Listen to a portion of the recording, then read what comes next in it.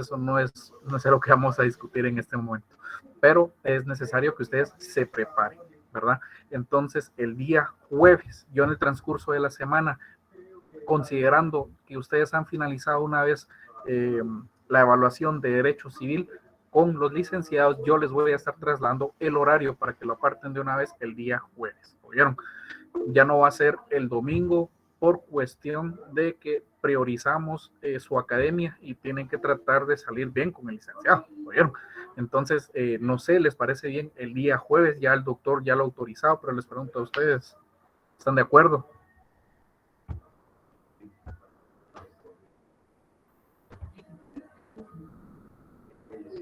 Sí, perfecto. Bueno, claro, con muchísimo gusto. Ya saben que para eso es que estamos nosotros.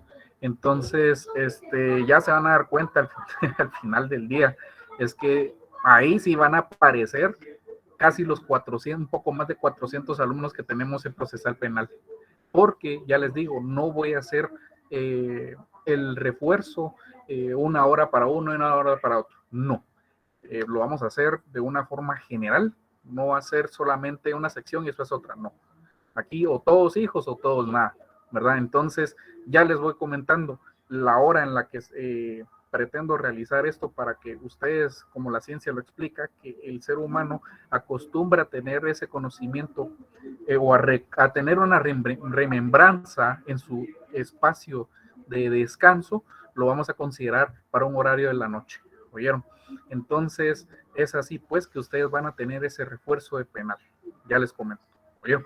Ya les había dicho, vamos a tratar de desarrollar parte sustantiva, cuestión de 45 minutos, un año en 45 minutos, nada complicado, ¿verdad? Entonces, es la instrucción que yo considero oportuna previo a que ustedes se puedan adentrar y compenetrarse a toda esta parte procesal, ¿verdad? Ya posteriormente, pues efectivamente vamos a dar inicio con la parte del derecho procesal. Ahí sí que la invitación es que estén de principio a fin, ¿oyeron?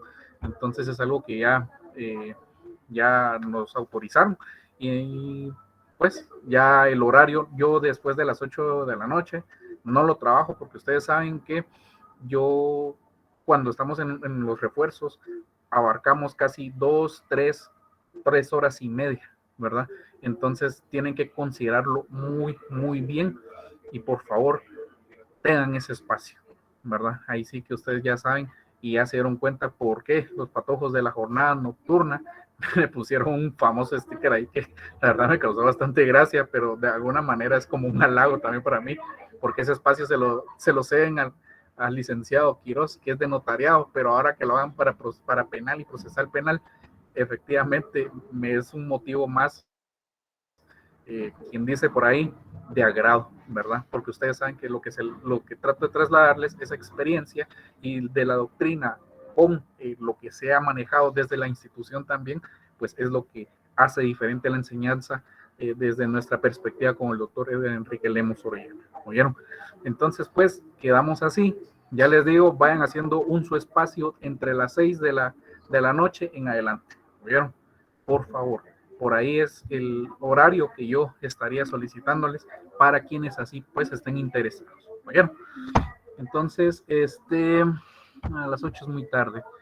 Vamos a esperar a que se incorpore el doctor, ¿oyeron? Para que pues les pueda dar la última sesión que tienen ustedes de procesal penal 1. De ahí nos vamos a estar viendo hasta el día jueves.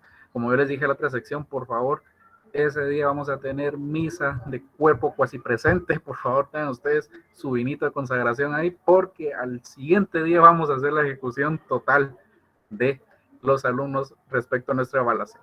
Entonces ya les digo, a las 6 de la noche, tentativamente. Ya les confirmaré el transcurso de la semana. ¿Oyeron? Probablemente.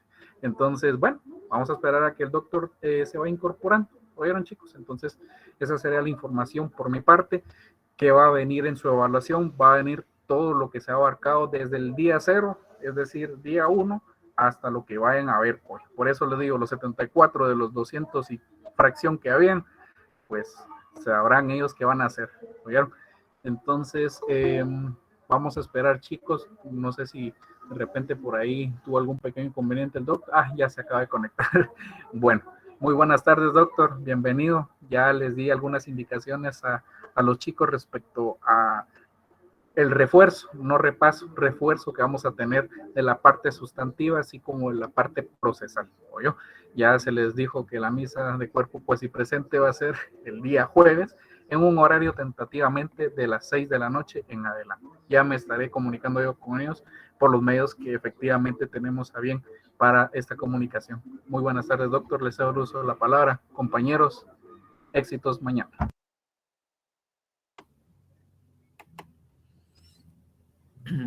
Bien, muy buenas tardes. Tengan todos y cada uno de ustedes. Gusto en saludarlos nuevamente en esta tarde de lluvia, como es normal en esta época. Hace un momento me daba la duda, tenía una pequeña duda. El día, ¿cómo se llama? El día lunes es que tienen ellos el examen, ¿verdad? Es el día que tienen ustedes examen, el día lunes. El martes, doctor. El martes es. Yo creí que el día lunes era. Bueno. El martes. Y jueves también tienen examen. ¿Y jueves de examen de qué tienen? Digo, yo no, yo qué tengo que ver ahí con ustedes. A mí no me echen la culpa a ustedes. Creí que era el viernes, Es el viernes, doctor, es el viernes. Sí. El jueves O sea ellos que, disponen para el refuerzo, exactamente. sí, pues el del jueves es que obviamente tienen ustedes la clase y el viernes es el día del examen. Puede ser el miércoles o el jueves el repaso, dice. Jueves ejecutamos. Miren los buenos deseos que tiene Alberto con ustedes. Eso que vayan a morir el día del examen no quiere decir de una vez que les diga eso, hombre. Mala onda, ¿verdad? Solo es para preocuparos. Ya saben lo que lo espera. Bueno, por eso es que dicen que en guerra avisada no hay muertos, dicen. Entonces ahí ya están avisados de qué es lo que les espera. Sí, y obviamente esos son porque el último, pues, porque ese es de una vez el que vale. Bueno, muertos siempre hay, eso no dejan de haber. Eso siempre tiene que haber, si no, no tiene alegría ni emoción esta cosa, pues. Que todos que ganaran, qué aburrido, Bueno, apenas es el primer parcial y ya están ustedes llorando como que ya no había nada. Recuérdense que este examen es de 30, ahora el siguiente es de 40, o sea que ahí tienen todavía probabilidad o posibilidad de recuperarse, pues. Ahí todavía tienen esa gran oportunidad de hacerlo, así es que no estén pensando ya en el primero que van a morir. Van a quedar bien heridos, es otra cosa, pues, pero todavía con esperanza de que sobreviva. Bien, creo que, no sé, habíamos terminado ya. ¿Habíamos terminado ya la presentación o todavía estábamos ahí arguyendo en la última diapositiva? Creo que todavía nos faltaba una, ¿verdad? No me recuerdo cómo era que estábamos aquí en la presentación. Si faltaba, Ahorita se lo vamos a colocar. Ajá. Perfecto, gracias. Sí, saquen todos sus amuletos y ya fueron ahí con los brujos y con los que tienen sus mesas para que les den sus talismanes, todo lo necesario. El tema del antejuicio, ¿va? Pero eso era en cuanto a los obstáculos a la persecución penal. Sí, exactamente, en eso estábamos viendo. Eran los obstáculos.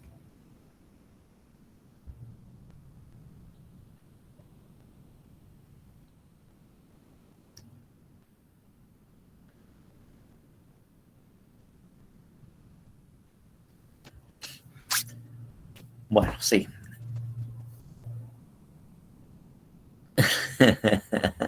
O sea, ya fueron con el brujo también. Ya fueron con los brujos, con sus mesas, para que le dieran los talismanes, que le dieran todo lo necesario, para que pegaran su chilqueada con el Código Procesal Penal, para que estuvieran ya listos. Eh, Hasta el tarot. Ah, la gran chucha.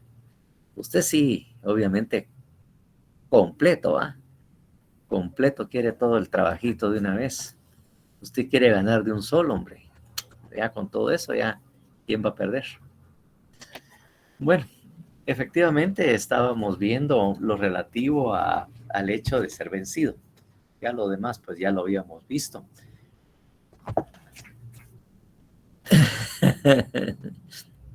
Ya fue Boca del Monte, ¿va? Sí, lo único que no sé dónde es que está ubicado eso, así que ojalá que hayan ido a un buen lugar, porque habían algunos que habían mencionado ahí de que por dónde era que donde se encontraban la nueva generación. Así ustedes ahí de Boca del Monte, ustedes son de los que se vienen de Boca.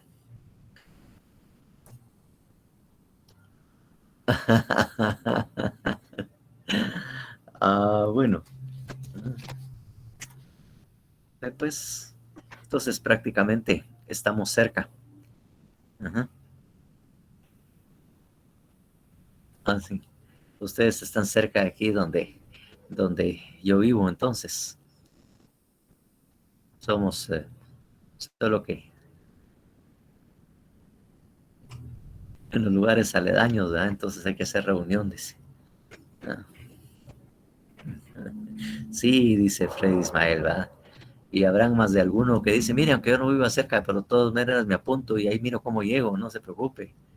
Más de algunos serán así. eh, no, exactamente. Eh,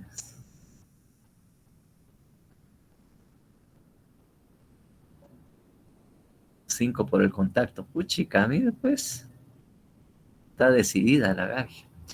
Bueno, sí, obviamente la prueba ya la habíamos agotado. También habíamos agotado de alguna manera el tema de impugnaciones. Y habíamos releído, obviamente, la garantía del juicio previo. En lo que estábamos era precisamente, creo yo, viendo los obstáculos, ¿verdad? Y que de alguna manera también ya habíamos establecido que eran los obstáculos, ¿verdad? O sea, que aquellas circunstancias por las cuales no se podía continuar con la investigación, que no se podía precisamente, ¿verdad? Eh, Continuar, el Ministerio Público no podía seguir investigando, ¿verdad? Eh, Exactamente. Entonces, ¿por qué no se puede hacer, verdad? Y dentro de los obstáculos que vimos nosotros precisamente, y así está definido, es a partir del artículo 291, que en un primer momento pues teníamos lo relativo a la cuestión prejudicial, ¿verdad? Que habíamos visto que a veces es necesario un procedimiento anterior o previo antes de poder iniciar la acción penal. O también que obviamente antes de iniciar el proceso había que agotarse otra vía, por ejemplo la administrativa. Una vía administrativa tenía que haberse agotado antes de poder presentar la denuncia o poder iniciar la investigación. Eso era lo que impedía de alguna manera que el Ministerio Público pudiera investigar o pudiera de alguna manera eh, perseguir ese tipo de delito, aun y cuando le asistía pues el ejercicio de la acción. El, el siguiente, que de alguna manera creo que ahí fue donde, o lo terminamos precisamente, lo relativo al antejuicio. Y mirábamos que el antejuicio, ese procedimiento previo para determinar si ha lugar a formación de causa en contra de alguien o de un funcionario o empleado público, más que todo funcionario público, que gozaba precisamente del derecho que gozaba precisamente de impunidad. O sea, todos los funcionarios que gozan de impunidad, pues está claramente, de inmunidad, no de impunidad, no, perdón, de inmunidad, obviamente están en la Constitución, porque la Constitución es la única que puede determinar quiénes gozan de ese privilegio, ¿verdad? De esa inmunidad. Y obviamente si gozan de inmunidad, también tienen el privilegio de que se realice el antejuicio. Y obviamente si alguien goza de inmunidad, el Ministerio Público estaba impedido precisamente de continuar o de poder perseguir o de continuar la investigación. Y para eso habíamos leído lo relativo al 293, ¿verdad? Desde el artículo 293, donde establecía precisamente la necesidad de ese procedimiento previo para poder continuar. Sin embargo, también habíamos visto en el segundo párrafo que a pesar de que no se podía perseguir el delito y eh, eh, no se podía perseguir y no se podía investigar, había una excepción, ¿verdad? Solo que se podía investigar la investigación. No es disculpe, era el tercer párrafo, donde solo se podía investigar o perseguir por aquellos medios, se practicaran las diligencias para obtener las evidencias que se podían perder, que podrían perderse.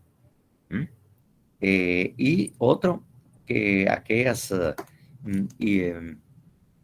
indicios o aquellos medios de investigación o aquellos elementos indispensables para poder fundamentar la petición de que se declarara con lugar el antejuicio. Es decir, lo que se debe de iniciar es el procedimiento de antejuicio y para iniciarlo hay que solicitarlo y al solicitar hay que establecer o determinar por qué. Con fundamento en qué, con base a qué medios de prueba o medios de investigación o qué indicios existen como para creer que sea necesaria la investigación penal. Entonces, el Ministerio Público sí puede, como les dije ya, iniciar esa investigación para recolectar las evidencias que se puedan perder, o que por el tiempo se puedan perder, y los necesarios o indispensables para poder fundamentar la petición, ¿verdad? De iniciar el procedimiento de antejuicio ante el órgano competente, naturalmente. Así como vimos que hay distintos órganos y distintos, depende del funcionario, así también será quien conozca el procedimiento de antejuicio. Hay algunos que conoce, obviamente, el Congreso, otros que conoce la Corte Suprema de Justicia, ¿verdad? Que son los son los órganos encargados de conocer precisamente el antejuicio o sea, realmente realizar el procedimiento de antejuicio. Entonces, esto obviamente era un obstáculo también para poder continuar con la investigación, para poder precisamente utilizarlos. Obviamente estábamos viendo de que si no había problema, pues si no se agotaban esto, pues no podíamos tener a alguien que estuviera vencido. Y el último, que es el 294, se refería a las excepciones. O sea, tenemos excepciones también en el proceso penal que pueden interponerse. Y obviamente hasta que las impugnaciones o las excepciones no sean resueltas, pues obviamente tampoco el Ministerio Público está en la facultad de conocer, de poder realizar. Entonces, obviamente, eso es lo que tenía que interponerse. Y dentro de las excepciones están precisamente incompetencia, falta de acción o extinción de la persecución. Pero bueno, para tener un pensamiento completo, pues leamos obviamente lo relativo al 294 nuevamente para poder obviamente estar totalmente conectados con lo que estábamos diciendo. Por favor, el artículo 294. Buenas tardes, doctor. Buenas tardes. Artículo 294. Excepciones. Las partes podrán oponerse al progreso de la persecución penal o de la acción civil por los siguientes motivos. Primero, incompetencia. Segundo, falta de acción. Y tercero, extinción de la persecución penal o de la pretensión civil. Las excepciones serán planteadas al juez de primera instancia o al tribunal competente, según las oportunidades previstas en el procedimiento. El juez o el tribunal podrá asumir de oficio la solución de alguna de las cuestiones anteriores cuando sea necesario para decidir en las oportunidades que la ley prevé y Prevé. prevé y siempre que la cuestión, por naturaleza, no requiera la instancia del legitimado a promoverla. Bien, entonces ahí vimos precisamente las excepciones que también son un obstáculo a la persecución penal. No sé si aquí en esta sección ya habíamos visto también otra excepción que no está incluida en el artículo 294 como excepciones para poder interponer. ¿Mm? Y esos básicamente están en otra ley. Eh, no sé si habíamos leído el contenido del artículo 266 constitucional, de la Constitución, el artículo 266 constitucional. ¿Lo habíamos leído o no lo habíamos leído? Todavía no, licenciado. Bueno, así, ahí donde nos quedamos precisamente, previo a esto. Entonces, por favor, se lee el artículo 266. Artículo 266. Inconstitucionalidad en las leyes en casos concretos. En casos concretos, en todo proceso de cualquier competencia o jurisdicción, en cualquier instancia y en casación y hasta antes de dictarse sentencia, las partes podrán plantear como acción, excepción o incidente la inconstitucionalidad total o parcial de una ley. El tribunal deberá pronunciarse al respecto. Bien, entonces, obviamente, a ese artículo 294, solo como referencia, no, bueno, también eso está regulado, me parece, en el 116 o 166, 116 de la ley de amparo, exhibición personal e inconstitucionalidad. Ahí, obviamente, está también en el 116, me parece, también con las mismas palabras, o sea, prácticamente el artículo constitucional está repetido precisamente en ese artículo 116, me parece. No, si alguien tenga eso a la mano, pues podrá verlo también, que ahí en el 116. Así es, el 116. 116. Léalo, Josué, ya que lo tiene por ahí. Claro que no. Inconstitucionalidad en casos concretos, artículo 116, inconstitucionalidad de las leyes en casos concretos. En casos concretos, en todo proceso de cualquier competencia o jurisdicción, en cualquier instancia y en casación, hasta antes de dictarse sentencia. Las partes podrán plantear como acción, excepción o incidente la inconstitucionalidad total o parcial de una ley a efecto de que se declare su inaplicabilidad. El tribunal deberá pronunciarse al respecto.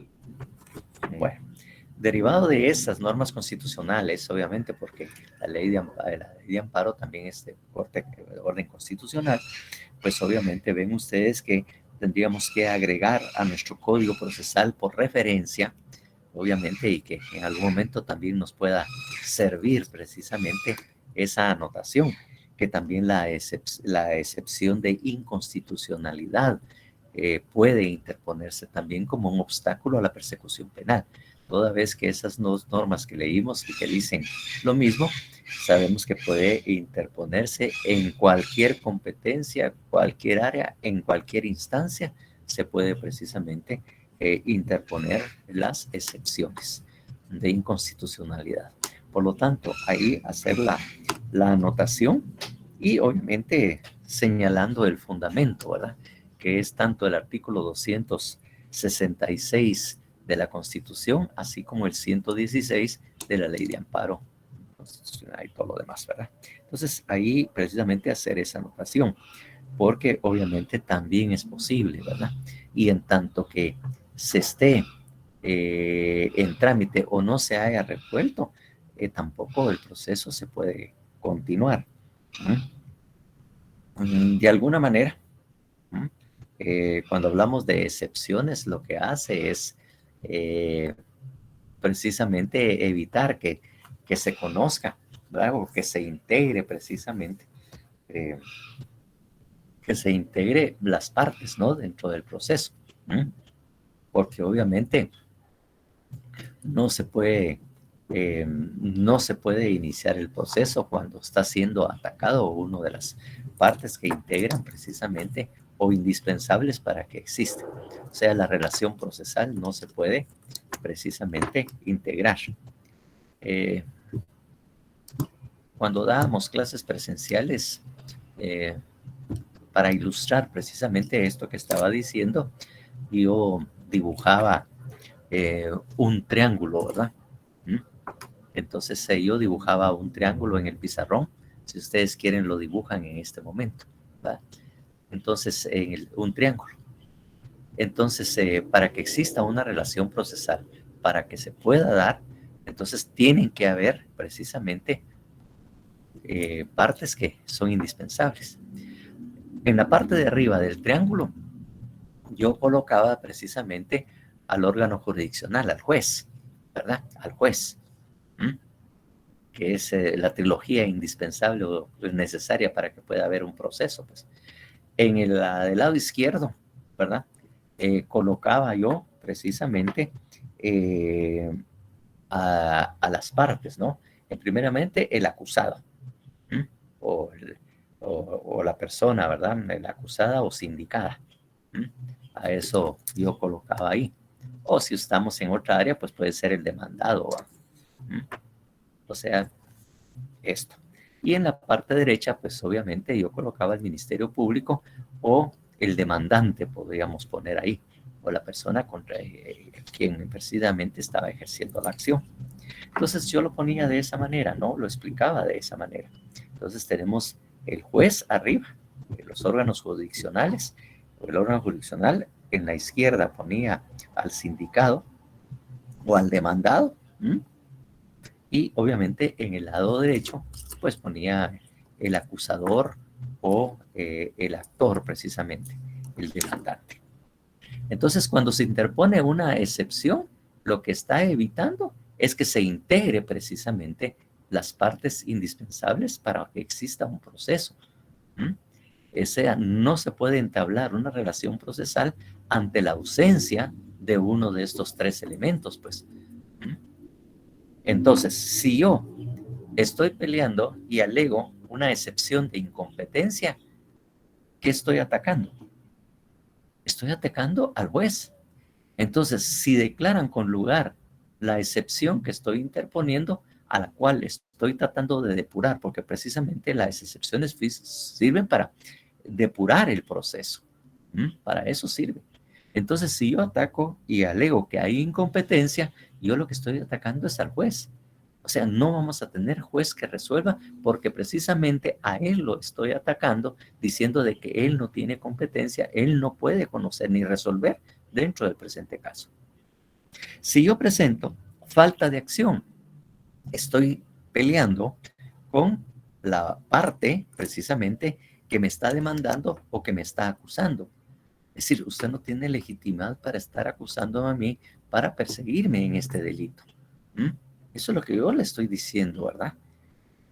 Y obviamente, y si hablo de que es extinción de la persecución penal o de la pretensión civil, estoy diciendo, yo no puedo ser demandado, yo no puedo ser acusado en este delito por lo que yo voy a discutir precisamente en este momento. Entonces yo estoy tratando de excluirme de esa relación procesal, de esa relación que se tiene que entablar y que hemos, como le digo, lo hemos hecho como un triángulo. Entonces las excepciones tienden a atacar esto. Y obviamente lo que une a esas tres partes es la ley. Entonces, si yo presento una excepción de inconstitucionalidad en caso concreto, yo estoy atacando precisamente el tema de la ley, el tema de que no es aplicable porque es inconstitucional utilizarla, pues. Entonces, así es como de alguna manera, gráficamente trataba de explicar qué era la función de las excepciones y de alguna manera qué era lo que estaban atacando. Entonces, o sea, no se puede entablar la relación procesal si interpongo una excepción y obviamente si no hay eso, estoy interponiendo un obstáculo. No estoy dejando que el proceso continúe. Estoy poniendo un obstáculo hasta que no se depure, hasta que no se aclare si efectivamente es así como yo lo estoy diciendo o lo estoy alegando en mis excepciones. Entonces, esto es precisamente lo que hacen esos obstáculos a la persecución penal, obviamente. No sé si está más o menos comprendido lo que les quería aclarar. Entonces, no sé, ¿está entendido lo relativo a las excepciones?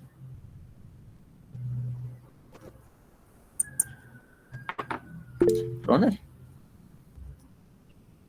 Licenciado, buenas tardes. ¿verdad? Bueno, yo solo quisiera que me ampliara un poquito más o de repente yo pues no muy le capté, ¿verdad? O no sé si de verdad le capté.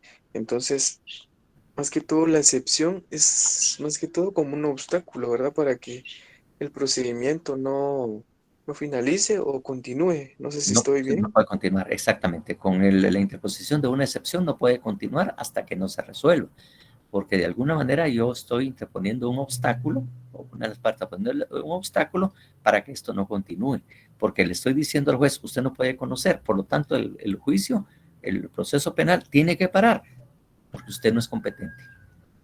Hasta que no se determine si usted es o no competente, esto no puede continuar. Y si estoy alegando falta de acción, entonces yo le estoy diciendo, usted no tiene legitimación para actuar en contra mía. Usted no puede actuar, no puede ejercer la acción penal y ahí explicaré los motivos por los cuales no se puede ejercer la acción, la acción penal en este particular caso. Y obviamente tendría que discutir las formas o las clases de acción que hay en el proceso, que es un puntito que vamos a ver después de este, porque eso es lo que le estoy diciendo. No tiene usted legitimación para actuar.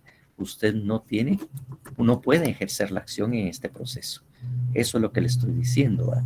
Y si está hablando de la extinción de la persecución, estoy diciendo, ¿verdad? Que ya la responsabilidad penal, ya se extinguió. Que eso también está regulado en el Código Penal, precisamente, cuando precisamente no se puede proceder en esos casos. Y entonces eso es lo que estoy alegando. Por lo tanto, el triángulo no se integra. Por eso. Entonces, por eso dicen, las excepciones son para depurar el proceso. Eso es una depuración que estamos haciendo para que se integre con las partes que correspondan. Y si la ley que yo estoy, que están aplicando, es la que se puede aplicar. O si no hay alguna circunstancia por lo que esa ley ya no me es aplicable. Y recuérdense que en el Código Penal también, extinción de la responsabilidad penal también existe en el Código Procesal Penal. Recuerden ustedes que eso está, ¿verdad? La extinción de la responsabilidad penal y de la pena, ¿verdad? Y yo estoy precisamente alegando eso en la extinción de la persecución penal, ¿verdad? Por ahí va la cosa, no sé, Josué, si le aclaro un poquito o todavía sigue. Sí, gracias. A ver si Dulce María es realmente dulce o no. Cuénteme.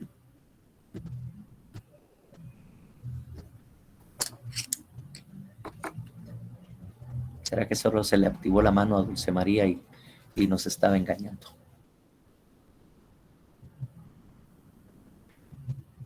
Bueno, si entonces no existiese mayor duda, entonces pues lo único que me quedaría es la siguiente, ¿no?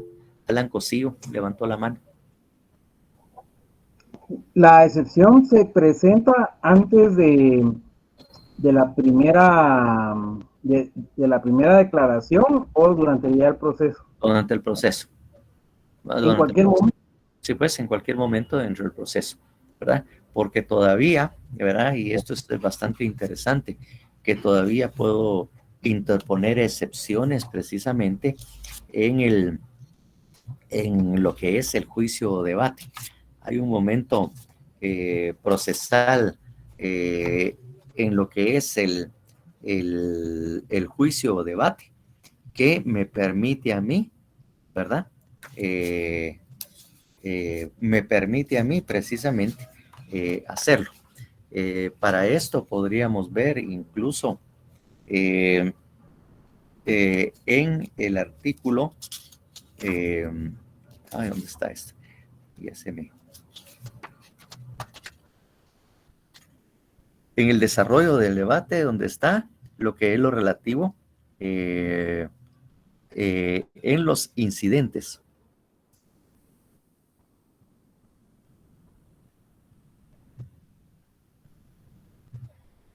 $369. No había leído el artículo, disculpe.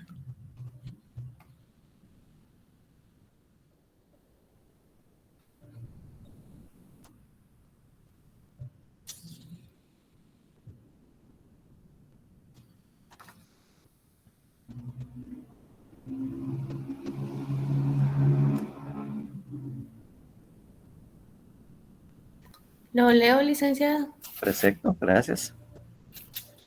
Artículo 369. Incidentes. Todas las cuestiones incidentales que se pudieran suscitar serán tratadas en un solo acto, a menos que el tribunal resuelva hacerlo sucesivamente o diferir alguna, según convenga al orden del debate. En la discusión de las cuestiones incidentales, se les concederá la palabra una única vez por el tiempo que establezca el presidente, al Ministerio Público, al defensor y a los abogados de las demás partes. Entonces ahí vemos que en el juicio o debate aún puedo presentar los incidentes. El incidente es un genérico, ¿verdad? Porque también puede ser un incidente de inconstitucionalidad, ¿verdad? ¿Verdad? Como una excepción o un incidente también, pues. Y obviamente el mismo artículo 295, que después del que estábamos leyendo, dice trámite durante el procedimiento preparatorio.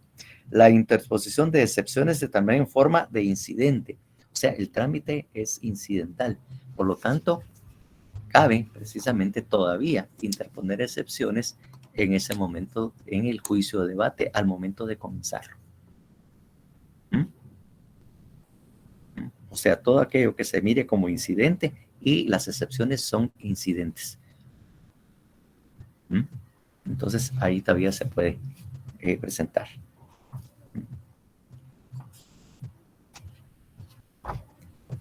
Ahí tenemos eso, Alan. Gracias, profesor. Bueno, agotado esto y ya señalados esos aspectos, entonces no me queda más que finalmente darle muchas gracias por su atención a esta presentación y a todo lo que tuvimos que agotar en la clase, pero obviamente era bastante necesario e importante para hacerlo, hacerlo precisamente para que esto ya pudiera ser también evaluado. Hay algunas cositas también que vamos a continuar porque esto ya lo damos, esta parte ya la damos, no tan parte terminada, pues, porque obviamente dentro del programa que teníamos, teníamos las garantías. La mayor parte de garantías procesales, ya de alguna manera nosotros la habíamos visto. O sea, esto ya en la explicación que dimos precisamente dentro de lo que era esta presentación de PowerPoint, presentamos precisamente todo lo relativo a las garantías. Incluso la mayoría de estas no se habían agotado.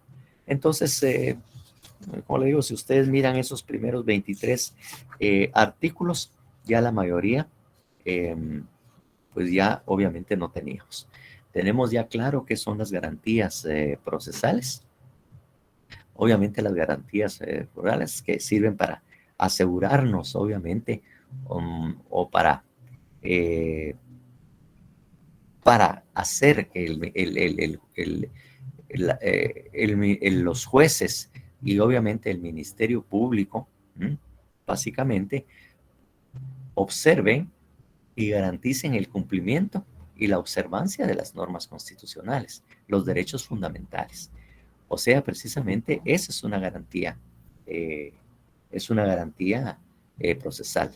La seguridad, ¿verdad? La seguridad y el medio por el cual nosotros tenemos que hacer valer de los derechos constitucionales o los derechos fundamentales dentro del proceso penal, que eso era lo que nos habíamos referido. Y de alguna manera habíamos establecido, obviamente, y leído la mayoría de estos, salvo algunos que obviamente para votar el tema de las garantías, lo vamos a leer en este momento, pues. O sea, todo lo que habíamos visto, obviamente prevalece el criterio, obligatoriedad, la gratuidad. Esto no lo habíamos visto, pero ustedes saben ya de que la justicia, pues obviamente es gratuita. El artículo 12 de ahí lo señala, pues, la obligatoriedad, gratuidad y publicidad. Es obviamente la justicia es un servicio público. El Estado lo tiene que ofrecer, ¿verdad?, a todos los ciudadanos. La justicia es un servicio público que el Estado debe ofrecer o debe garantizar, y este debe ser gratuito, ¿verdad? Obviamente. Y obviamente hay algo que es bastante importante, ¿no? Lo relativo, aunque ya habíamos visto algo al respecto, o lo habíamos mencionado, que también está dentro de las enmiendas constitucionales de los Estados Unidos, que es precisamente la única persecución, el artículo 17. La declaración libre, el 15, tratamiento como inocente, el 14, todo eso lo habíamos visto. Y obviamente el respeto a los derechos humanos contenidos en el 16. Pero bueno, este 17 pues no habíamos tenido la oportunidad de hacerlo. Entonces, por favor, que alguien lea el artículo 17.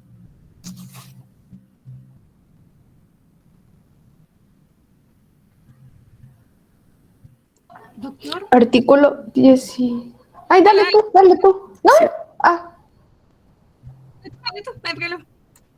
Ok. Artículo 17. Única persecución. Nadie debe ser perseguido penalmente más de una vez por el mismo hecho. Sin embargo, será admisible una nueva persecución penal. 1. Cuando la primera fue intentada ante un tribunal incompetente. 2. Cuando la no prosecución proviene de defectos en la promoción o en el ejercicio de la misma. 3. Cuando un mismo hecho debe ser juzgado por tribunales o procedimientos diferentes que no puedan ser unificados según las reglas respectivas. Bueno, entonces el principio es que no puede perseguirse dos veces por el mismo hecho. Una persona no puede ser perseguida ni procesada dos veces por el mismo delito, ¿verdad? Entonces no puede ser. Claro, no quiere decir de que no puede haber un delito continuado o algo así, sino que simplemente quiere decir, por un mismo hecho o una misma circunstancia, la persona no puede ser juzgada por dos veces por el mismo hecho. El principio en latín, porque a veces es importante saberlo, el uso del latín es muy propio de lo que es el derecho, porque hay instituciones que no pueden cambiar, aun y cuando se desarrolle. Porque ustedes saben por qué todavía nosotros utilizamos mucho latín en derecho, precisamente. En derecho, porque siempre hacemos referencia y tenemos muchos conceptos o palabras en latín. ¿Saben ustedes por qué?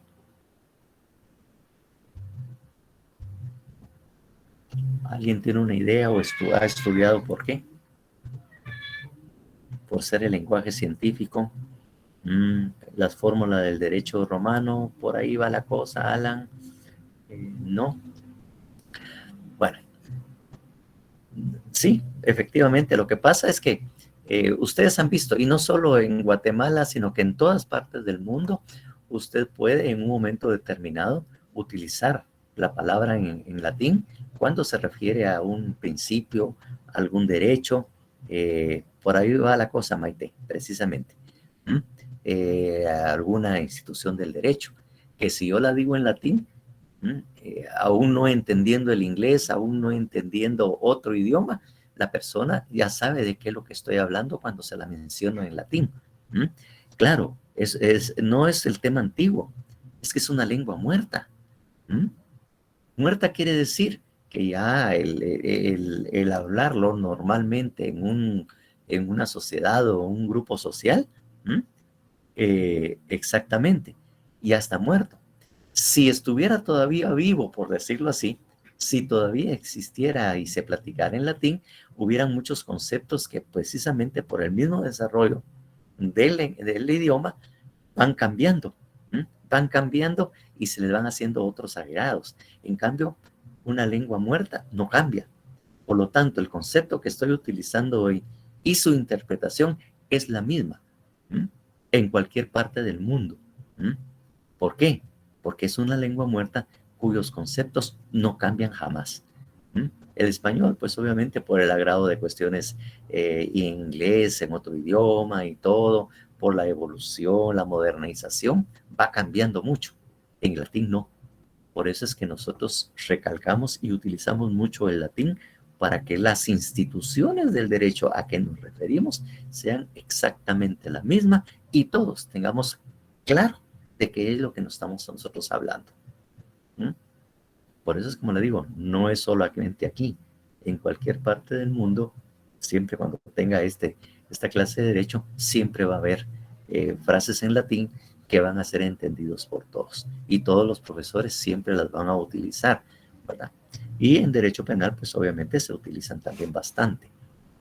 Entonces, en latín, cuando hablamos de esta institución que dice única persecución, es non bis, N-O-N, bis, con B grande, bis, in idem. Non bis in idem. Non bis in idem. Claro, algunas veces ustedes la ven escrita como no o a veces como ne. Entonces, cuando estamos hablando de non, estamos hablando de ninguno puede ser perseguido. Si es ne o es no, entonces simplemente estamos hablando del hecho. No puede ser 2 veces procesado por el mismo hecho. No puede ser. Y en el non es ninguno. Así es como de alguna manera debemos interpretar. Entonces ya le digo, eso es lo que es la denominación en latín, que es non bis in idem. Ninguno puede ser perseguido 2 veces por el mismo hecho. Non bis in idem, ¿verdad? Entonces eso es lo que quiere de alguna manera decir. Eso es lo que significa. Y entonces eso lo tenemos bastante claro. También, de alguna manera, hay algo muy interesante en el artículo 18 que también quisiera que leyeran y merece también una pequeña explicación. En el cual dice, indica que un proceso fenecido no podrá ser abierto de nuevo, excepto en caso de revisión conforme lo previsto en este código. O sea, un proceso fenecido no podrá ser abierto de nuevo, excepto en caso de revisión. Entonces, ahí estamos hablando de que no se puede abrir también un caso que ya terminó, pues, ya se agotó, dice, ese es el principio de cosa juzgada. Sin embargo, a lo que yo le había estado diciendo desde hace tiempo, que en derecho penal, en muchas partes, en todas partes del mundo, aun y cuando ya haya una resolución firme, aunque efectivamente ya se haya dictado sentencia, nosotros ya les había dicho en penal, sí tenemos esa posibilidad. A través de la revisión, obviamente abrir un proceso ya fenecido e incluso todavía aportar pruebas, cambiar el delito, incluso que se dicte una sentencia distinta a la que se dictó y lo que teníamos establecido en cosa juzgada. O sea, rompe todos los esquemas totalmente generales del proceso. Nosotros obviamente sí lo podemos hacer, ninguna rama del derecho lo hace. Miremos el 453, por favor.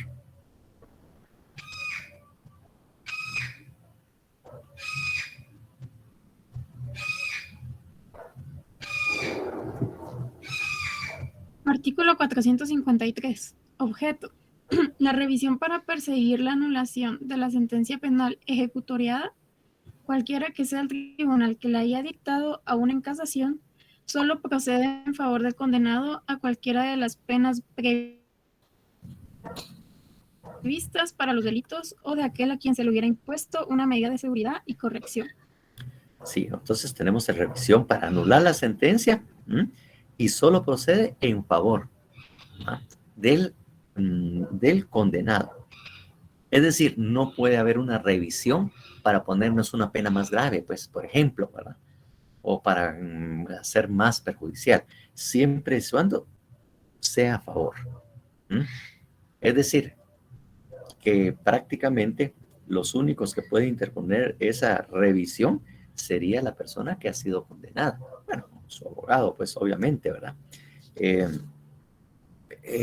Por eso, porque no se puede interponer en perjuicio de, ni se puede resolver en perjuicio. ¿Ah? Entonces, obviamente ahí no se puede hacer. Y por eso es que la facultad para interponer lo que es el siguiente artículo, explica también que solo puede ser en favor. Entonces, miramos el 454, por favor.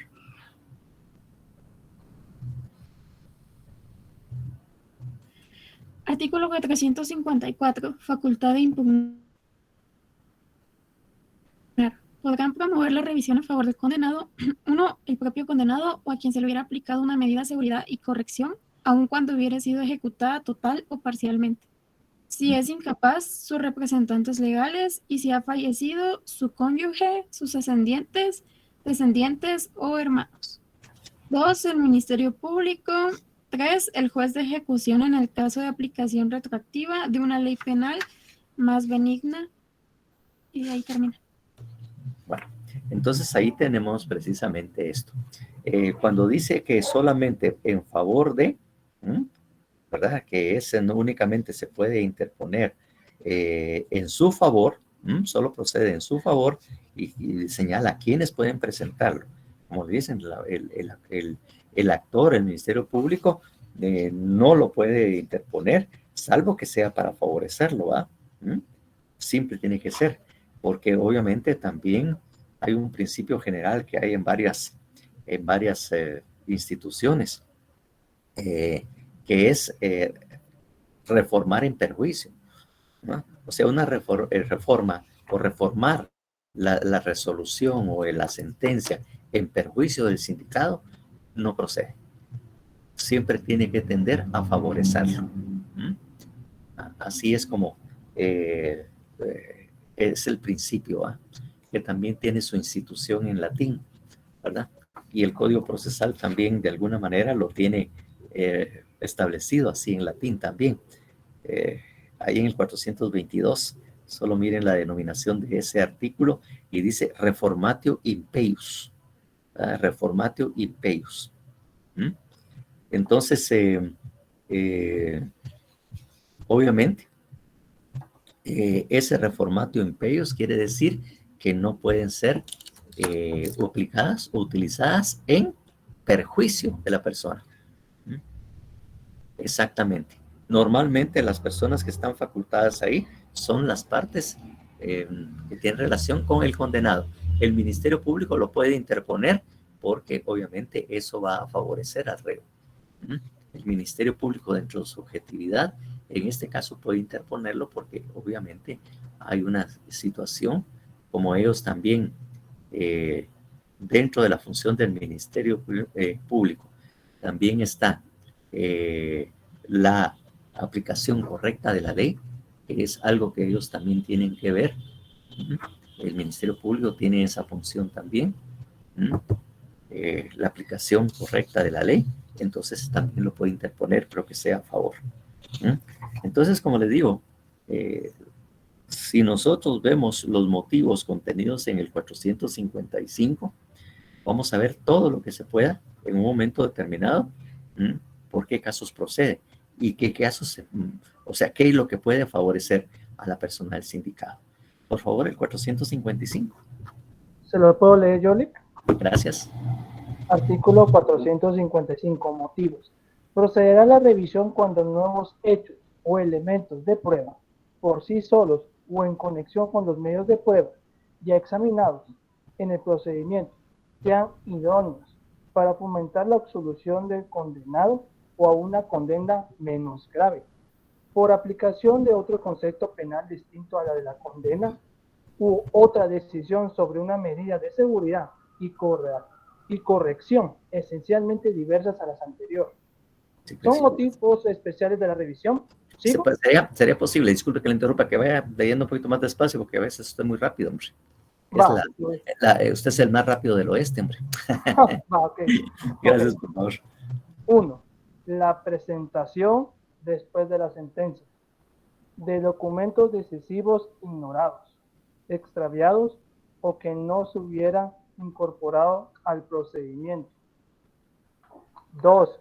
La demostración de que un elemento de prueba decisivo apreciado a la sentencia carece de valor probatorio asignado por falsedad, invalidez, adulteración o falsificación. 3. Cuando la sentencia condenatoria ha sido pronunciada o consecuencia de prevaricación, cohecho, violencia u otra maquinación fraudulenta cuya existencia fue declarada en fallo posterior firme. 4. Cuando la sentencia penal se basa en una sentencia que posteriormente ha sido anulada o ha sido objeto de revisión. 5. Cuando después de la condena sobrevengan los hechos o elementos de prueba que solo o unidos a los que ya examinados en el proceso hace evidente que en el hecho o una circunstancia que agravó la pena no existió o con el condenado no lo cometió. La 6. La aplicación retroactiva de una ley penal más benigna que la aplicación en la sentencia. La aplicada en la sentencia. Bueno, entonces, efectivamente, miren ustedes todos los motivos, pues, por los cuales se puede precisamente ejercer la acción de revisión, y esto lo conoce la Corte Suprema de Justicia, pues. Y como les digo, en todos los procesos, en todas partes del mundo, existe ese derecho de revisión. Existe esa posibilidad de todavía contra una sentencia.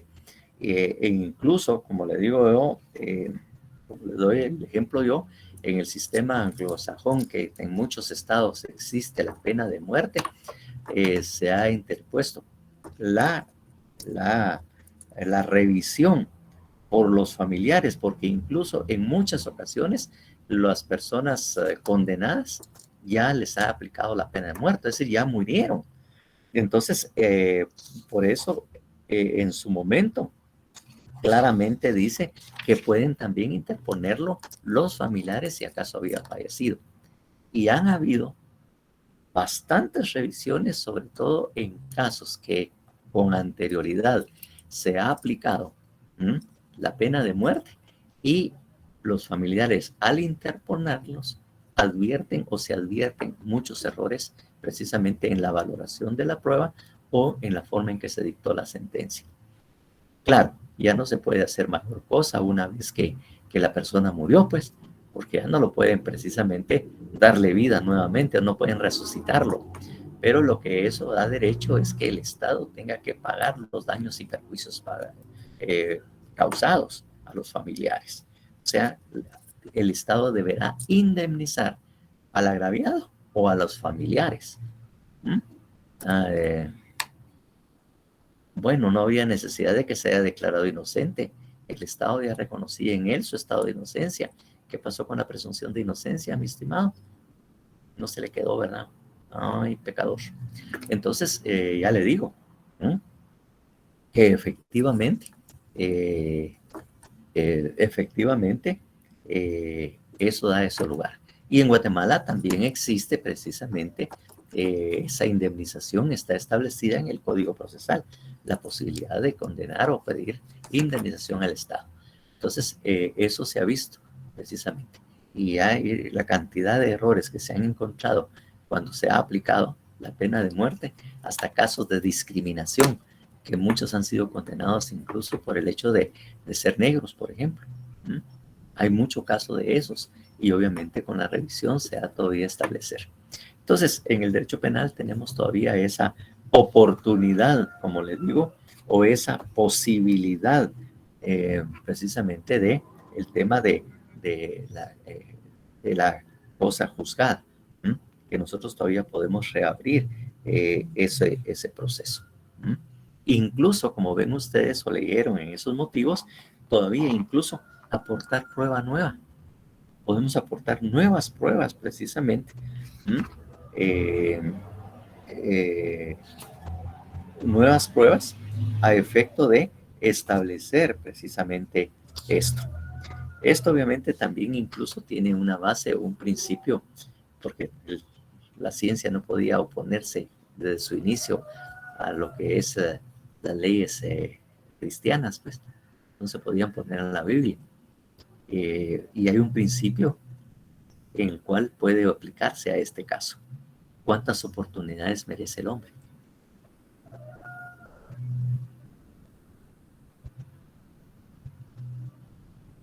¿Cuántas?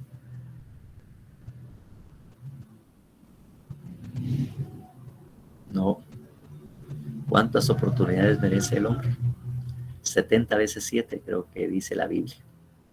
Así está establecido. Entonces, para poder recuperar su dignidad, su honor, obviamente a la persona se le dan todas las posibilidades, todas las oportunidades para que él pueda precisamente probar que efectivamente eso no lo había hecho él, que la sentencia estuvo mal, que no podía ser condenado.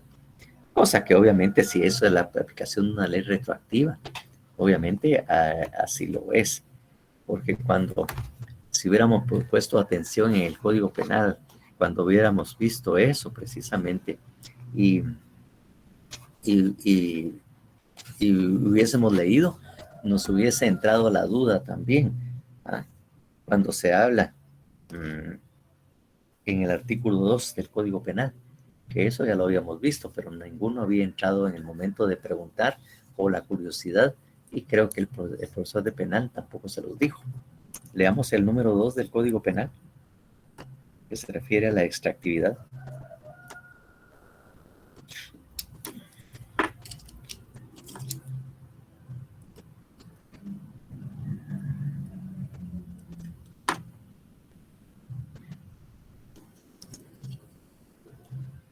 Se lo leo yo. Gracias. Sería artículo 2, extractividad. Si la ley vigente al tiempo en que fue cometido el delito fuere distinta de cualquier ley posterior, se aplicará aquella cuyas disposiciones sean favorables al reo, aun cuando haya recaído sentencia firme y aquel se halle cumpliendo su condena. Entonces, si hubiéramos tenido más conocimiento, hubiera saltado la duda. Cuando ahí decía, aun cuando haya recaído sentencia firme y aquel se haya cumpliendo su condena. Pues si ya está cumpliendo condena, ¿qué va a hacer? Pues si ya está cumpliendo, pues no puede hacer nada, pues ya está en el bote porque lo condenaron a 20 años de prisión. Entonces, ¿qué puede hacer él, va? Pero obviamente vemos cómo nuestras normas procesales dan la respuesta a esa situación. Él ya puede estar cumpliendo la condena, puede llevar una buena parte de la condena cuando en eso cambia la ley y la pena es menor. Entonces él ahí en ese momento pues interpone un recurso de revisión alegando precisamente eso, pues, que hay una ley más benigna y que perfectamente A él lo condenaron a 10 años y ese nuevo delito tiene solo 5 o 6 años de prisión. Entonces se pide, evidentemente, que la aplicación de la ley más benigna, pues. Ahí es donde opera la extractividad, que puede ser la retroactividad. La extractividad incluye dos clases, ¿verdad? La retroactividad y lo que se conoce como la ultraactividad. La revisión puede anular la sentencia anterior, exactamente. Eso es lo que precisamente indica el artículo 455, ¿verdad? A eso mismo indica el artículo 455, que obviamente se puede dictar una sentencia distinta. Ahí mismo lo indica. Entonces, sí, puede haber una sentencia condenatoria, pero al interponer la acción, al ejercer la acción de revisión, puede en un momentito determinado la Corte Suprema decidir que realmente él no era culpable y dictar una sentencia absolutoria y inmediatamente se le da la libertad. Sí se puede. Bien, entonces eso es cositas así muy importantes que tienen esto. Doctor. Sí, no. Cuando haya una sentencia o cosa juzgada, puede pedirse aun y cuando no haya habido casación. O sea, si se quedó en la apelación, se puede quedar en la apelación, pero no puede, es decir, usualmente se agotan todas las impugnaciones en contra de la sentencia, normalmente en todo proceso. Y obviamente se puede pedir. Obviamente la revisión solo procede cuando existe una resolución o sentencia firme. Si todavía no está firme, no se puede. No sé qué iba a decir, Ronald. Sí, doctor, ahorita me surgió una duda. ¿Qué pasaría en el caso de que ya, más que todo, el que ya está en la cárcel, dijo aquel, su abogado defensor viene y solicita o pide la revisión? ¿Qué pasaría en el caso de que el abogado quisiera reducirle la pena, aportando, por decirle así, o sea, medios de prueba que haga constar que sí se le pueda rebajar la pena? Entonces, pienso yo, y esta es mi pregunta, ¿qué pasaría si los medios de prueba que el abogado presenta no son los necesarios? Dicen que no. Se quedarían. O sea, le dan sin lugar la revisión y obviamente se queda igual la sentencia. No cambia. Se quedaría igual entonces. Exactamente. Muy bien, doctor, gracias. Bueno. Entonces, eso es lo que precisamente nos faltaban de algunos aspectos en cuanto a las garantías procesales, obviamente. Y de ahí, obviamente, lo que tenemos, la igualdad en el proceso, que esa ya de alguna manera la habíamos analizado, incluso analizamos precisamente en el tema revisamos el derecho a la igualdad que contenía la Constitución y vimos otros aspectos de cómo determinar la igualdad. Y el artículo 21, como le digo, lo habíamos visto, dice: quienes se encuentren sometidos a proceso gozarán de las garantías y derechos que la Constitución y las leyes establecen sin discriminación. Como le digo, es de alguna manera hacer efectivo la igualdad, que era precisamente lo que en su oportunidad pudimos leer. Hay lugar de asilo o vía diplomática. Pues con esto prácticamente agotamos el tema de la parte constitucional del proceso, en donde creo que no debe de quedar duda la importancia del derecho constitucional, los derechos fundamentales en el proceso penal, y que efectivamente a través del derecho penal es que se hacen valer esos derechos, ¿verdad? El derecho procesal penal garantiza el cumplimiento y la observancia de las normas y derechos constitucionales. Ese es el medio en que se protegen también, como ya se los había dicho, a nivel interno. Esa es la importancia que tenemos o que se tiene dentro del derecho penal. Esa es la tarea que le indica en cualquier parte del mundo. Garantizar los derechos fundamentales de todo ciudadano. Eso es precisamente. Bueno, para poder dar por agotado precisamente y tener elementos de examen, el siguiente punto era lo relativo a lo que es la acción penal. La acción penal. Y obviamente el programa nos establece cuáles son las clases o nos pide saber. En cuanto a la acción, pues obviamente ya ustedes saben qué es la acción, ¿verdad? La acción ya obviamente la estudiaron en teoría general del proceso, hablamos algunos aspectos de la acción también, y obviamente ya sabemos, ¿no? Y sabemos también, porque ya leímos el artículo relativo al Ministerio Público y vimos que es el órgano del Estado a quien se le ha delegado el ejercicio de la acción, de la acción penal. Por eso es que le decía, la acción en materia penal no la tienen los ciudadanos. ¿Verdad? Los ciudadanos prácticamente no tienen o no pueden ejercer la acción penal, salvo o excepcionalmente en los delitos de naturaleza privada. Ahí sí, obviamente, solo ellos pueden ejercer la acción. Pero en lo demás, en penal, es el Estado que le ejerce y al Ministerio Público se le ha delegado el ejercicio de esa acción. Obviamente eso sucede en todos los países. La acción es del Ministerio Público, del fiscal, o lo que en Estados Unidos es el fiscal general, o que es que en inglés es el General Attorney. El fiscal general, la General Attorney, es precisamente el fiscal y es el que le toca y corresponde el ejercicio de la acción. También en los Estados Unidos y en muchos países del mundo con este modelo, pues obviamente él lo ejerce. Entonces, obviamente, ¿cuáles son las clases de acción que tenemos nosotros? Pues está regulado a partir del artículo 24, a continuación de las garantías. Ahí es donde están clasificadas precisamente la clasificación de la acción penal. Claramente en el 24 leemos, la acción penal se ejercerá de acuerdo a la siguiente clasificación. Acción pública. 2, acción pública dependiente de instancia particular o que requiera autorización estatal. Y 3, acción privada.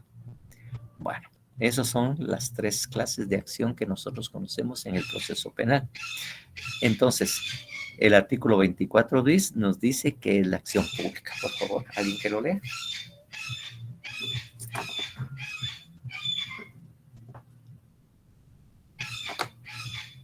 ¿Se lo leo, licenciado? Gracias. Emi. Okay. Dice artículo 24 bis, acción pública. Serán perseguibles de oficio por el Ministerio Público en representación de la sociedad todos los delitos de acción pública, excepto los delitos contra la seguridad del tránsito y aquellos cuya sanción principal sea la pena de multa, que serán tramitados y resueltos por denuncia de autoridad competente conforme al juicio de faltas que establece este código. Bueno, ahí tenemos lo que es la acción pública. Son aquellos que persigue el Ministerio Público, obviamente, ¿verdad? Esos son los que tienen precisamente a su cargo. Con el tema de la seguridad de tránsito, ¿quién es el órgano competente para conocer precisamente las faltas a las leyes de tránsito?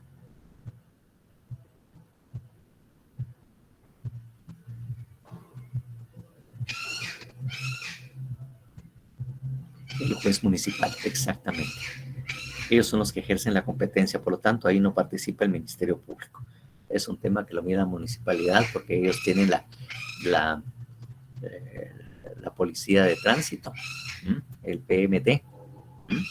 Entonces, ahí la Policía Municipal de Tránsito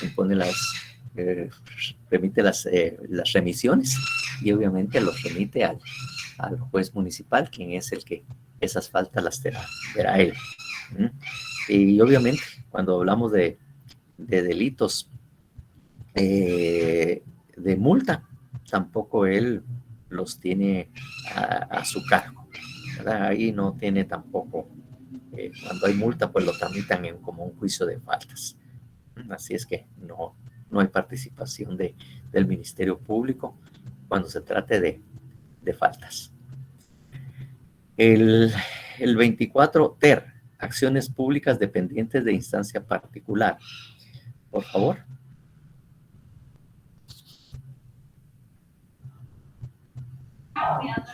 Artículo 4 ter. Acciones públicas dependientes de instancia particular.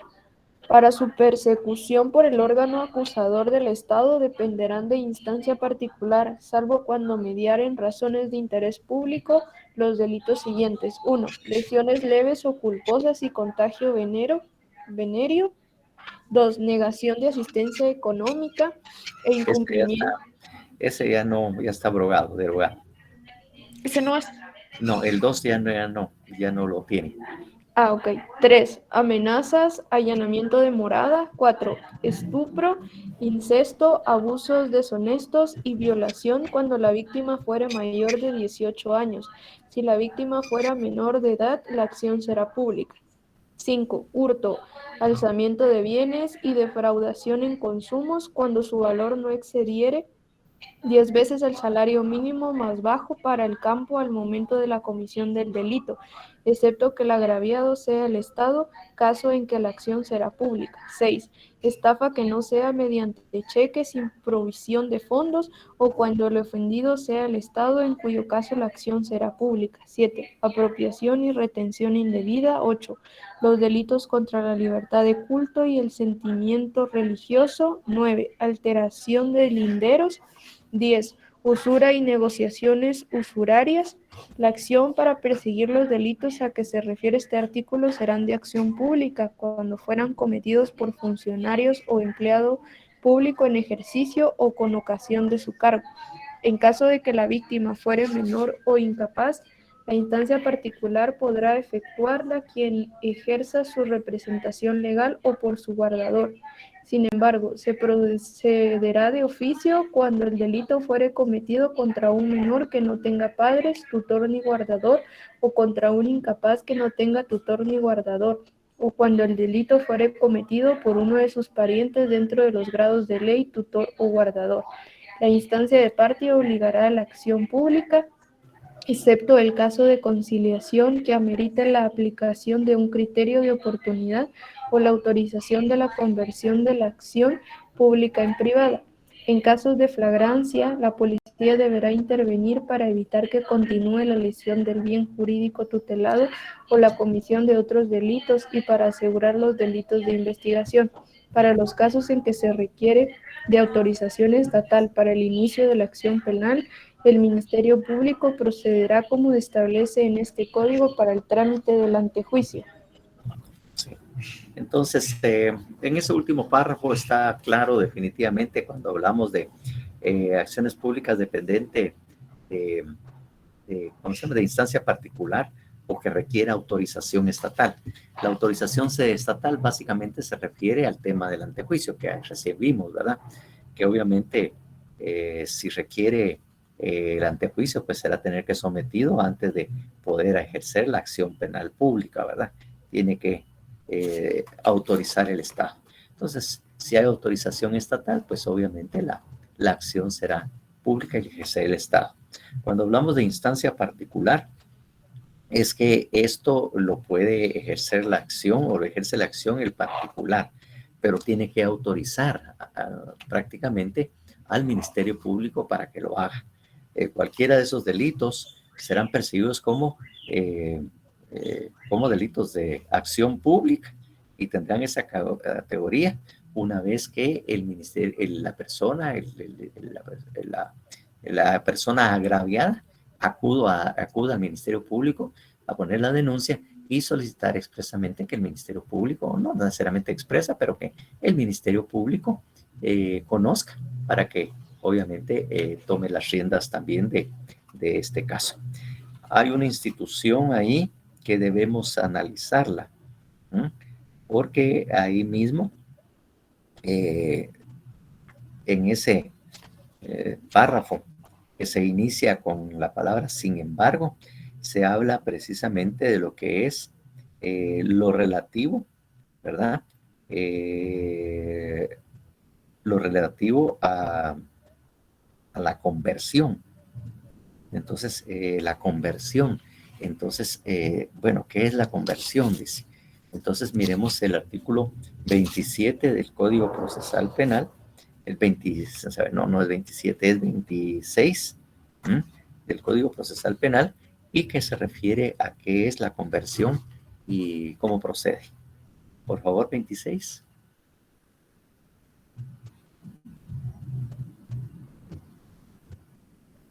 Dice artículo 26, conversión. Las acciones de ejercicio público podrán ser transformadas en acciones privadas, únicamente ejercitadas por el agraviado conforme al procedimiento especial previsto y siempre que no produzcan impacto social, en los casos siguientes. 1. Cuando se trate de los casos previstos para prescindir de la persecución penal, conforme al criterio de oportunidad. 2. En cualquier delito que requiera de denuncia o instancia particular, a pedido del legitimado a instar, cuando el Ministerio Público lo autorice, porque no existe un interés público gravemente comprometido y el agraviado garantiza una persecución penal eficiente. Se reforma el inciso 3 según el decreto número 32/96, el cual queda así. En los delitos contra el patrimonio, según el régimen previsto en el inciso anterior, excepto cuando se trate de delitos de hurto y robo agravados, si en un mismo hecho hubiere pluralidad de agraviados, será necesario el consentimiento de todos ellos, aunque solo uno hubiere asumido el ejercicio de la acción penal. Bueno, entonces tenemos que cuando hablamos de conversión, es de convertir un delito de naturaleza pública en acción privada. Es decir, el Ministerio Público prácticamente se le está facultando para renunciar al ejercicio de la acción penal pública. ¿Por qué? Porque no causó impacto, no hay mucho daño, no hay una lesión grave a un bien jurídico tutelado. Por lo tanto, al Ministerio Público se le faculta, de acuerdo a este artículo, a lo que es el criterio de oportunidad, a no ejercer la acción penal, ¿verdad? Ellos pueden no ejercerla, ¿verdad? Y obviamente ellos pueden hacerlo. Entonces, como no lo quieren hacer o no consideran importante su participación, entonces la persona, el individuo, dice, mire, yo quiero seguir ejerciendo la acción. El agraviado, pues obviamente dice, mire, yo quiero continuar con esto, porque a mí me causó daño, ¿verdad? Entonces, el criterio de oportunidad está en el artículo 25, a que se refiere, que es cuando el Ministerio Público tiene derecho a renunciar al ejercicio de la acción penal pública. Por favor, el 25.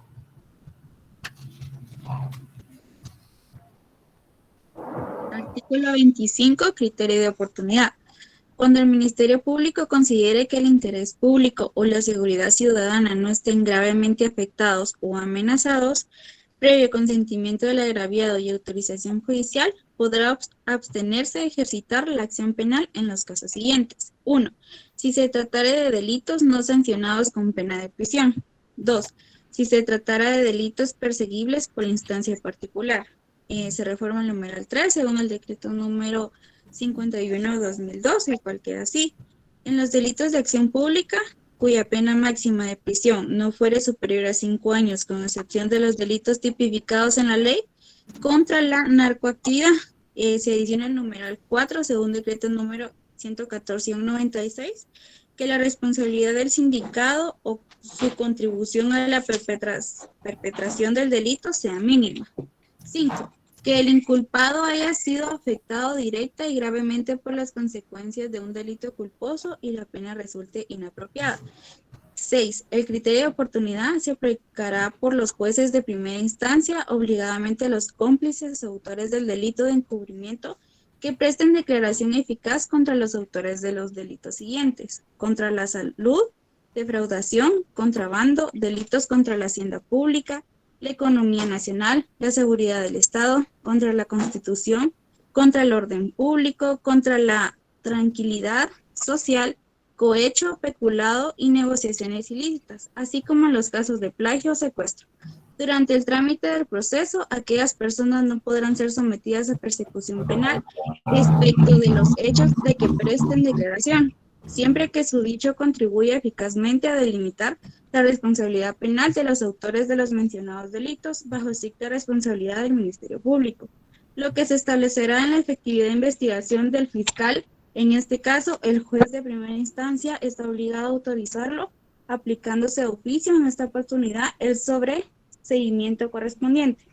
La declaración se recibirá con observancia de los requisitos de la prueba anticipada, procediendo el agente fiscal que tiene a cargo la investigación a determinar la forma adecuada de presentación ante el juez respectivo. Si el fiscal tuviera que trasladarse, el juez de primera instancia que controla la investigación con carácter urgente y conforme a la ley deberá en este caso comisionar al juez competente que junto al fiscal deberá trasladarse al lugar donde la persona se encuentra para realizar la diligencia. El criterio de oportunidad a que se refieren los numerales del 1 al 5 de este artículo no se aplicará a hechos delictivos cometidos por funcionario o empleado público con motivo o ejercicio de su cargo. Bueno, ahí tenemos precisamente lo que es el criterio de oportunidad. Y obviamente esto está basado en un axioma, uno de los 10 axiomas sobre los cuales también gira el sistema garantista, ¿va? O sea, estamos hablando de un sistema garantista porque obviamente es un sistema de garantías, ¿no? Bueno, entonces, el sistema garantista, y este dice, ¿verdad? Nemo iudex sine injuria. Nemo iudex sine o judicium, nemo iudex o nullum judicium o iudex sine injuria. Es decir, si no hubo un daño grave, si no hubo un daño grave a un bien jurídico tutelado, entonces es nulo el juicio, pues. ¿Para qué llevar a proceso cuando realmente no hubo mayor lesión a un bien jurídico tutelado o no hay no fue afectado precisamente mucho por esa comisión del delito? O sea, iniciar, por ejemplo, un proceso, y lo pongo así exageradamente, porque a alguien le robaron la billetera, le robaron 500 quetzales. ¿Ustedes creen que el Ministerio Público tendría que iniciar todo un proceso con el costo que tiene todo un proceso para poder precisamente juzgar a alguien que robó 500 quetzales? Se los pongo así como ejemplo, pues. Entonces, obviamente, el bien jurídico tutelado no fue damnificado mayormente el patrimonio, ni obviamente, pues, ha causado impacto social precisamente el hecho. Entonces, basado en eso es que se ha creado precisamente esa instancia del criterio de oportunidad y la posibilidad que el Ministerio Público pueda renunciar al ejercicio de la acción penal pública. Claro, debe contar con la aceptación del agraviado y la autorización del juez. Es el juez que finalmente autoriza. Y si la persona agraviada no está de acuerdo, entonces le otorgan el derecho de la conversión para que sea él el que persiga ese hecho, ¿no? Es decir, bueno, si usted quiere seguirla y cree que tiene la posibilidad, pues bueno, pues sígalo usted, yo no participo y le otorgamos la conversión. O sea, se va a volver un delito de naturaleza privada en la que yo no voy a participar en absoluto en ese hecho. Eso es lo que precisamente sucede en este caso relativo a la conversión. Sí, podría también. Por eso, una violación grave a un bien jurídico tutelado, el patrimonio en este caso. Entonces, como le digo, no se ve afectado mayormente el bien jurídico, como es el patrimonio, con un robo así mínimo, pues. Entonces, por eso es que no hay gran afectación precisamente y no hay realmente un daño que obligue la participación del Ministerio Público. Eso es. Entonces,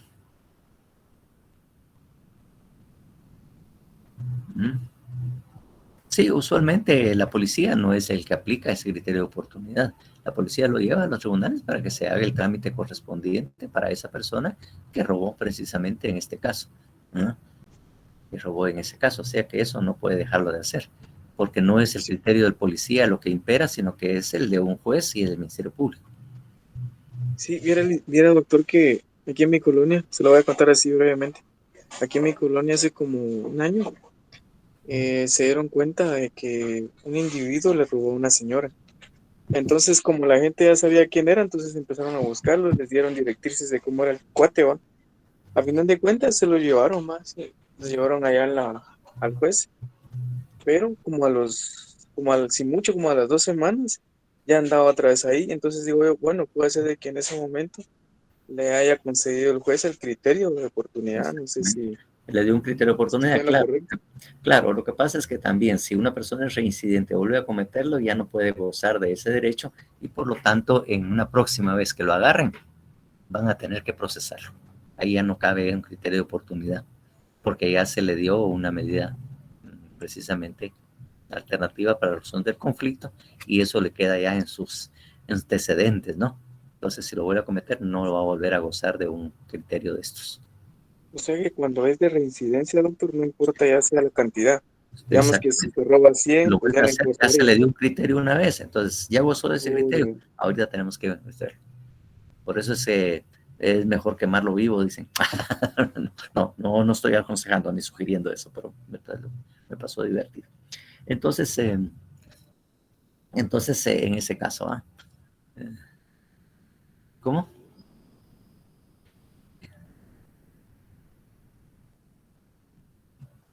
No, nullum. Nullum judicium sine injuria.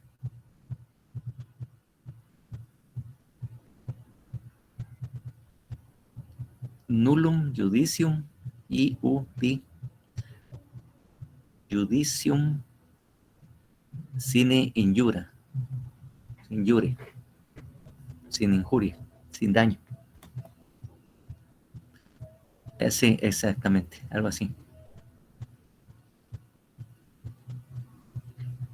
Es no jure, sino que injure.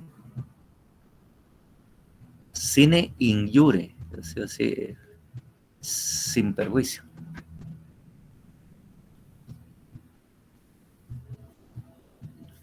Bueno, exactamente. Es algo así, sin perjuicio. Entonces, lo relativo, por favor, a la acción privada, que es el artículo 24, que es la otra acción que tenemos nosotros contemplada. Sí, exactamente. En ese momento se puede pedir el juez. Recuérdense que todo esto está bajo la autorización del juez. Recuerden que es el juez que controlador o el juez de garantías, como también le dicen, por favor. Entonces, leamos el artículo 24, por favor, acción privada.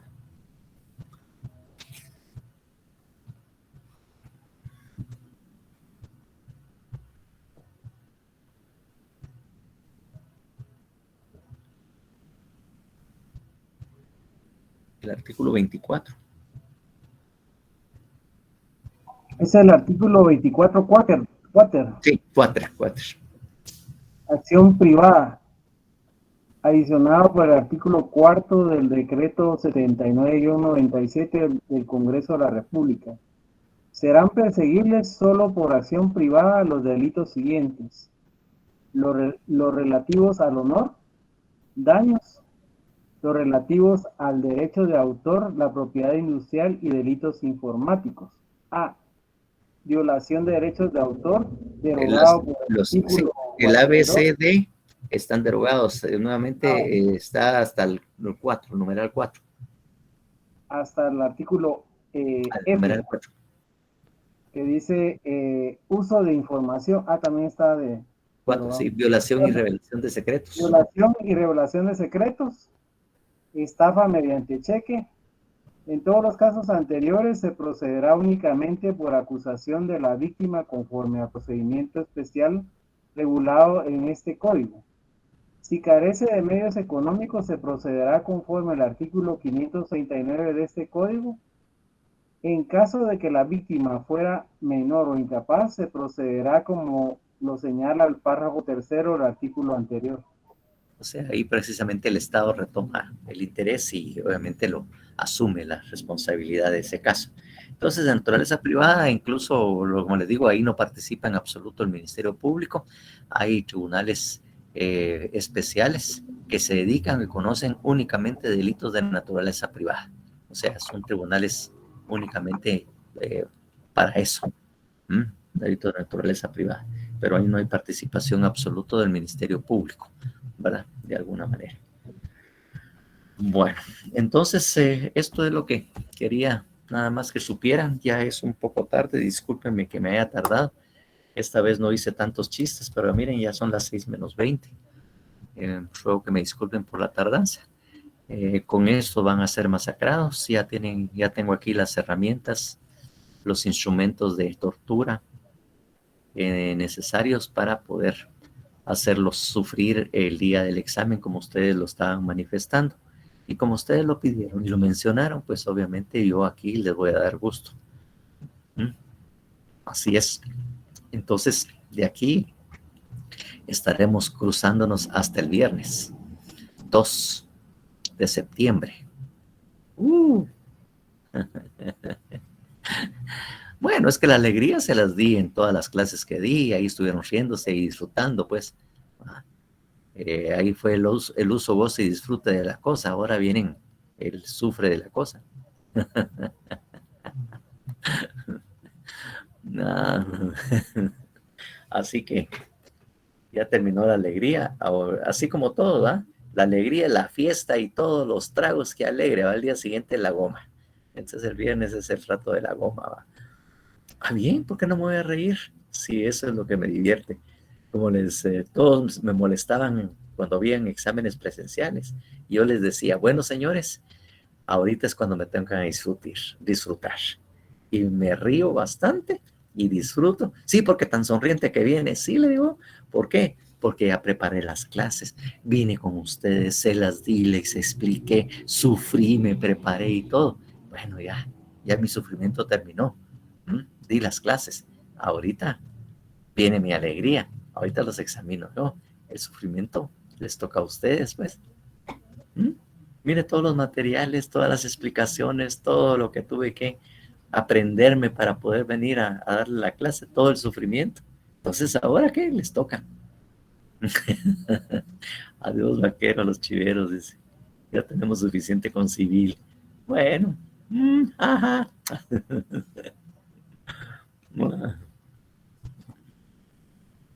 Exactamente. Cuando sean abogados penalistas van a estar diciendo, debía haber sufrido más en derecho penal. Ahí van a ver. Más cuando estén recibiendo sus honorarios. Cuando digan que están cobrando 800,000 o 1,000,000 por un caso, ahí van a sufrir más.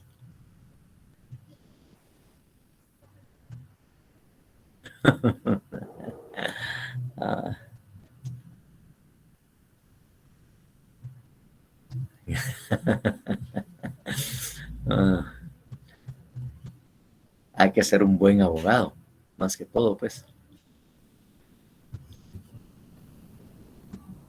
Sí, todos aquellos casos así fuertes y todo, incluso de funcionarios, empleados públicos que están procesados, es de 1,000,000 para arriba los honorarios que se pagan o se piden.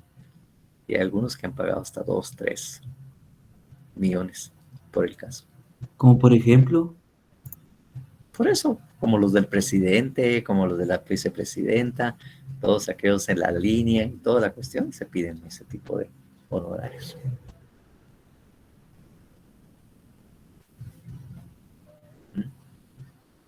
O cuando a veces están diputados procesados también ahí, de 1,000,000 a 2,000,000 fácilmente por el tipo de caso que es. Algo así. Todos son los mejores. Gracias, obviamente. Gracias, ahí la estaré esperando. No se lo voy a olvidar.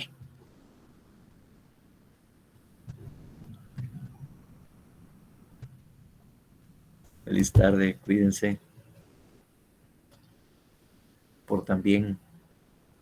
Bueno, se portan mal porque hoy es jueves y mañana también, viernes.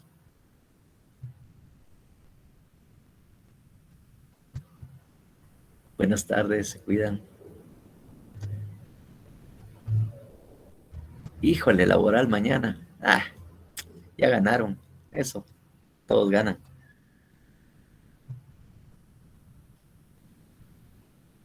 Ah, bueno.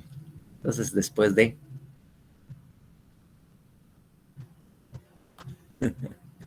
para celebrar la pérdida o la ganancia o el empate.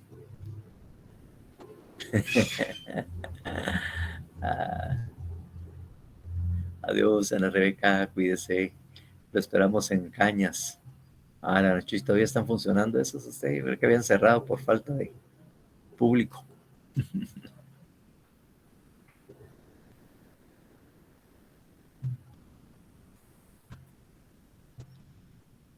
Josué, buenas tardes.